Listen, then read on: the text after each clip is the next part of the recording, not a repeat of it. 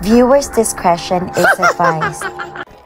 Bago po tayo mag-start sa video na to, ito po ay naglalaman ng mga sensitive topics tulad ng cyberbullying, mga issues sa mental health at suicide. Ang layunin ng video na to ay magbigay ng kaalaman, hikayatin at pag-unawa, itaguyod ang mabuting pakikitungo online or offline. You shall be put to death by execution in the mode prescribed by law. Next, you shall be transferred to the custody of the warden. Painted a violent scene where killers celebrated cruelty, kept a souvenir of slaughter. Ito si Krista Pike, ang pinakabatang babae na nasa death row. But after 25 years, there's still one piece of the puzzle waiting to put this case in the past. At noong 1995, lumabas ang isa sa pinakabrutal na murder case sa USA. Ngayon, pag-uusapan natin ang buhay ni Krista Pike. Isang maganda, inosente, at maamong dalaga. Paano nga ba nagawa ni Krista Pike ang isang brutal na krimen? Sa edad na 18, si Krista ay naging pinakabatang babaeng nahatulan ng kamatayan sa Amerika. Habang tayo ay nagkakape dyan, nagluluto, naglalaba, o namamasada, tutukan natin ang buhay ni Krista Pike.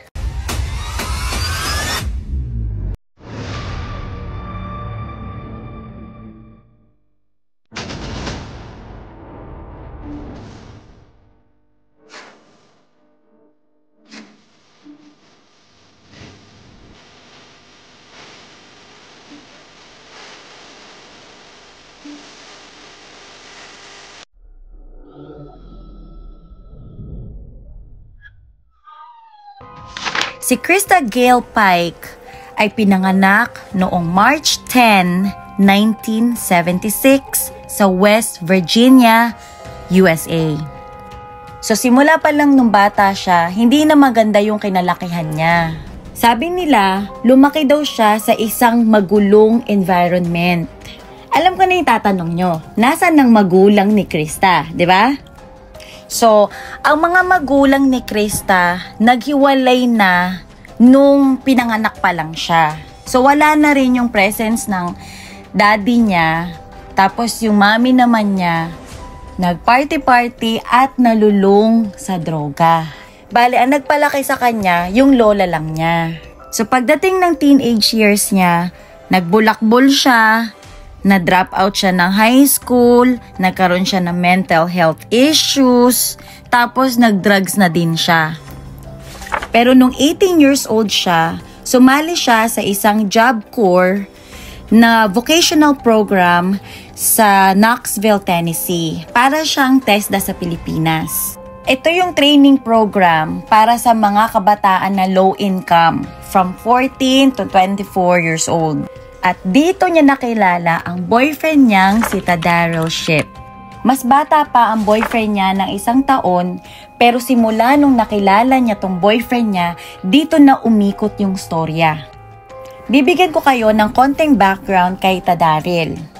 Ang sabi nila, troubled child nga din daw to at nasangkot sa kung ano-anong krimen, at on top of that, satanista daw to.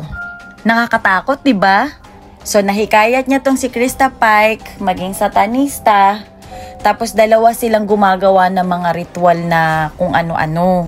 Bago yung krimen, sa pagkakaalam ko, naghahanap sila ng iaalay. So, dito pumasok si Colin Slemmer, ang isang 19-year-old from Florida.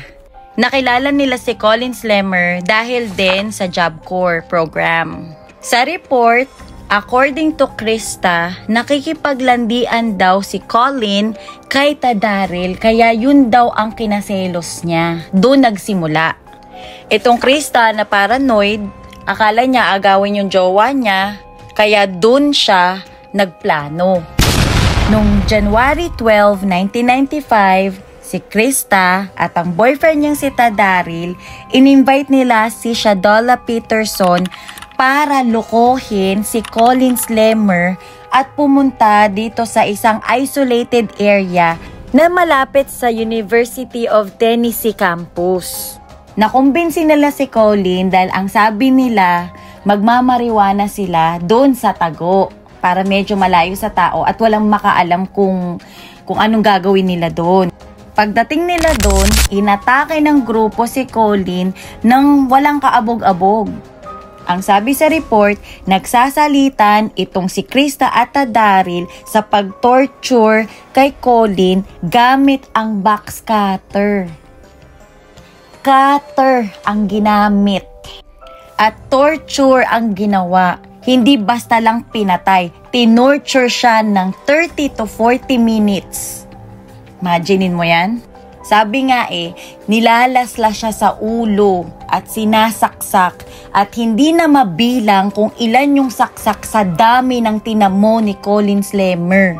Ang malupit pa dito, yung inukitan siya ng pentagram sa dibdib at paulit-ulit siyang binabato ng aspalto na habang buhay pa siya. At sabi sa report, tumatawa si Krista habang ginagawa nila yon, habang si Colleen Slemmer naman umiiyak at nagmamakaawa para sa buhay niya.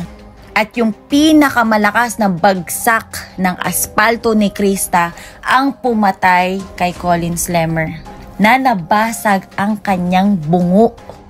At ang nakaka-disturb pa dito, hindi ko alam kung bakit niya to ginawa. Tinago niya yung kapiraso ng bungo na parang souvenir niya pa. Matapos ang krimen, kinuwento niya sa mga kakilala niya yung ginawa nilang krimen. O, diba?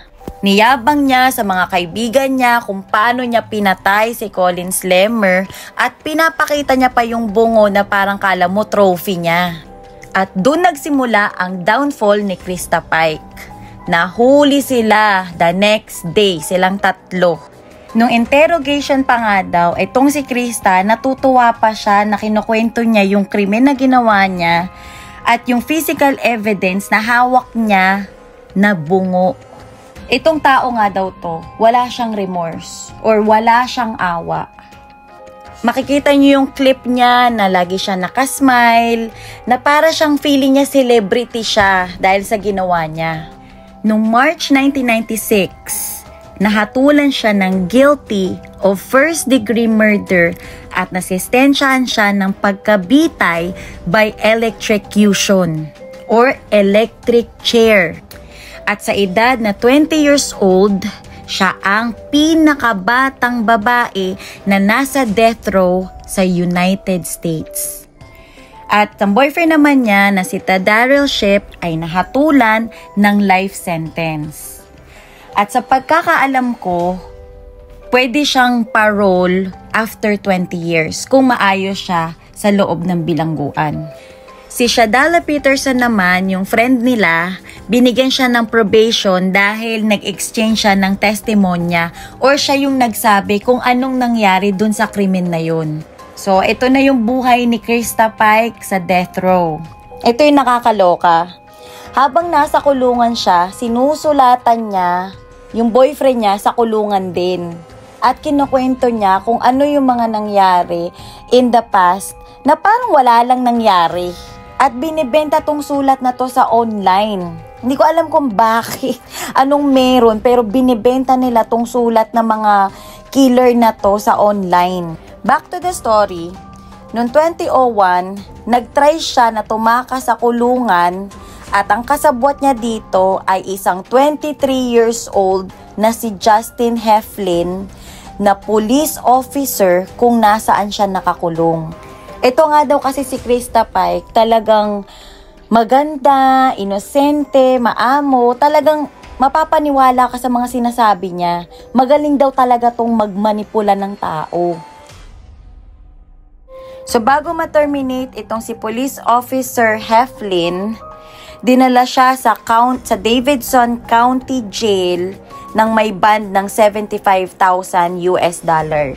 At may isa pang sangkot dito na isang pen pal ni Krista Pike na 34 years old na si David Kohat. Na later on, nakilala din niya si police officer Heflin at dun sila nagplano para maitakas nila si Krista Pike. At meron siyang bond na 250,000. At nung same year na yon, nung 2001, nagkaroon na naman siya ng isa pang kaso na first degree murder dahil inatake niya ang isa niyang ka-inmate dahil din sa selos. So nagkaroon siya ng karelasyon na ka-inmate niya at pinagsilosan niya si Patricia Jones at doon nagsimula ang selosan. Ngayon nagkaroon siya ng pagkakataon na makasama to.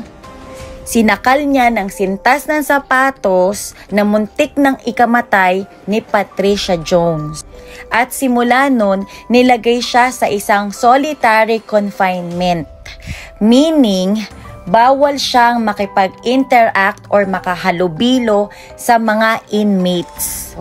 Ito lang, September 2024, nag-file ng lawsuit itong attorney ni Krista Pike na si Angela Bergman dahil daw sa kondisyon ni Krista Pike na nasa solitary confinement nearly 30 years. Sabi pa nung attorney niya, nasa kasing liit lang siya ng parking space na walang meaningful human interactions.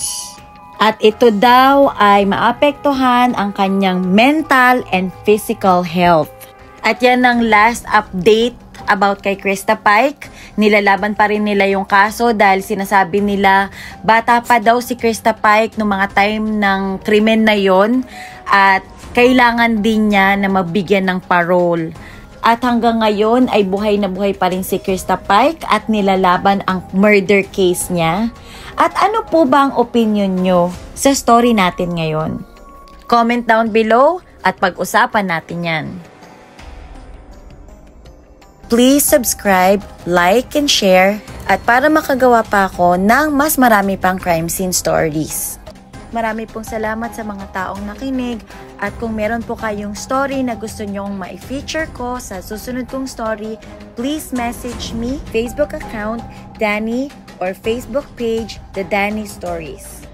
And if you like this video, please subscribe, like, and share. Thank you so much!